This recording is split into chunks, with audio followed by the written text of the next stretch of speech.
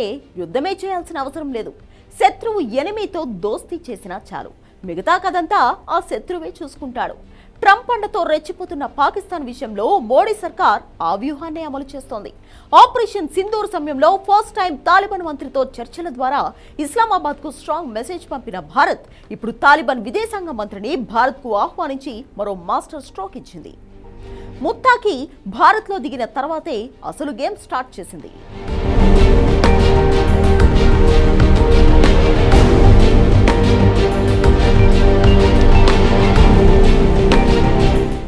అమీర్ ఖాన్ ముత్తాకి భారత్ లో ల్యాండ్ అయిన గంటల వ్యవధిలోనే కాబూల్ పై ఎయిర్ స్ట్రైక్స్ నిర్వహించింది పాకిస్తాన్. తెహ్రీక్ ఈ తాలిబాన్ పాకిస్తాన్ చీఫ్ నూర్ వాలీ మోసూద్ స్థావరం లక్ష్యంగా ఫైటర్ జట్లు దాడి చేసినట్లు పాకిస్తాన్ రక్షణ వ్యవహారాలను విశ్లేషించే పలు సంస్థలు పేర్కొన్నాయి. ఈ దాడులకు ముందు పాకిస్తాన్ ప్రధాని షహబాజ్ షరీఫ్ తన మంత్రి వర్గాన్ని ఉద్దేశించి మాట్లాడుతూ ఆఫ్ఘాన్ ప్రజలను పాక్కు శత్రువులుగా అభివర్ణించారు. ఆఫ్ఘాన్లు గతంలో ప్రస్తుతం భారత్కు విధేయులుగా ఉంటున్నారని, భవిష్యత్తులో కూడా అలాగే ఉంటారని రక్షణ మంత్రి ఖవాజా ఆసిఫ్ అక్కసు వెళ్లగక్కారు. నిజానికి ఆఫ్ఘాన్లో వైమానిక దాడులు నిర్వహించడం ఇదే తొలిసారి కాదు. ఏడాది వ్యవధిలో ఇది మూడోసారి. అయితే ఈసారి మాత్రం తాలిబాన్లను భయపెట్టేందుకే ఈ దాడి చేసింది. భారత్తో చేతులు కలిపితే తీవ్ర పరిణామాలు ఉంటాయని బెదిరించడమే ఈ దాడి లక్ష్యం. ఎందుకంటే భారత్ ఆఫ్ఘాన్ ఏకమైతే ఏం జరుగుతుందో పాకిస్తాన్కు బాగా తెలుసు. చివరికి పాకిస్తాన్ ఏదైతే జరగకూడదని భయపడిందో అదే జరిగింది.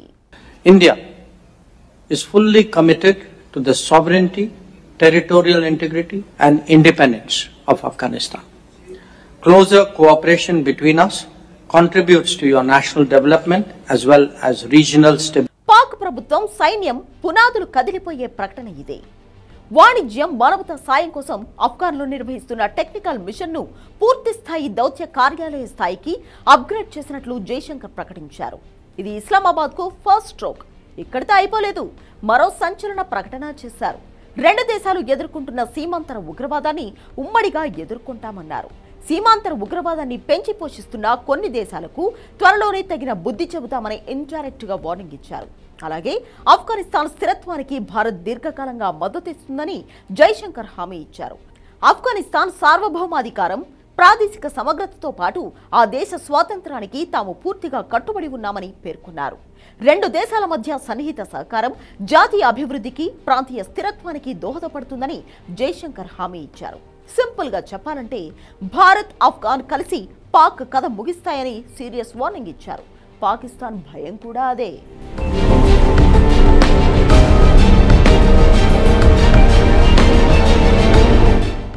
భారత్ ఆఫ్ఘనిస్తాన్ స్నేహంతో పాకిస్తాన్ కు రెండు వైపులా ఒత్తిడి ఏర్పడుతుంది. అంటే దాని సరిహద్దుల్లో తూర్పున భారత్, పశ్చిమాన ఆఫ్ఘాన్ తాలిబాన్ల నుంచి దాడులు ఎదుర్కోవాల్సి వస్తుంది.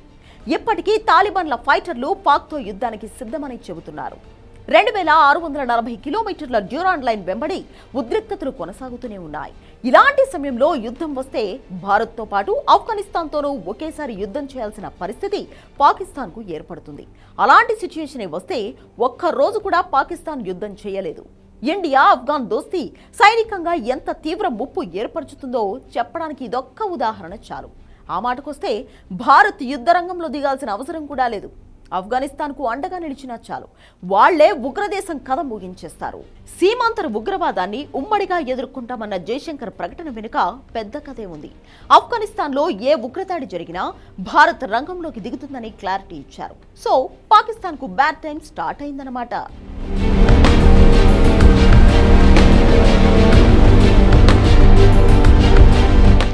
నిజానికి పాకిస్తాన్కే కాదు, ఇండైరెక్ట్ గా అమెరికా కూడా స్ట్రాంగ్ మెసేజ్ ఇచ్చారు.